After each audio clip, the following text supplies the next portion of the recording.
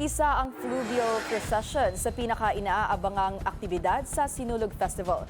Silipin natin ang selebrasyon ngayong taon sa Agenda Weekend Report ni Marian Uy. Bago inihatid sa Mactan Wharf ang imahe ng Holy Family, nagkaroon muna ng send-off mass sa National Shrine ng Nuestra Señora de Regla sa Lapu-Lapu City. Pasado alas 6 na ng umaga kanina, nagsimula ang fluvial procession mula Mactan Wharf patungong Cebu City. Aabot sa higit 300 sea vessel ang lumaho. Ang mga taga Mandaue, alas 4 pa lang, nag-aabang na sa inihandang viewing area. At habang naghihintay, may handog na programa para sa mga deboto. May pa-fireworks display pa.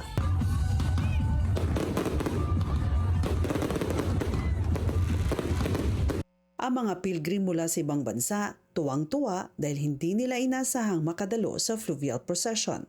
It's been my dream since I was young to be in Cebu, to join the Sinulog. Ang mga nag-abang sa Mandaue City tila dismayado dahil hindi man lang nasilayan ng malapit ang galyon ng Santo Niño. Pero kahit malayo, tuloy ang dasal at awit ng mga deboto. Ayon sa Mandaue City Police Office, tinataya nga abot sa higit 27,000 katao ang naghintay at nag-abang sa Baywalk simula alas 4 na madaling araw. We estimated about 27,000 spectators and devotees. Walang masamang nangyari or walang insidente reported to us. Matapos ang fluvial procession, fiestang-fiesta na sa Barangay Pasil sa Cebu City. Isinagawa ang Tuslubuwa Festival kung saan nagkaroon ng street dancing, bit-bit ang mga imahe ng Santo Niño.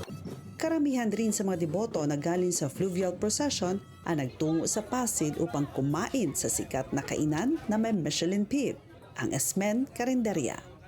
Para sa Agenda Weekend, Marian Uy, Billionaire News Channel, Cebu.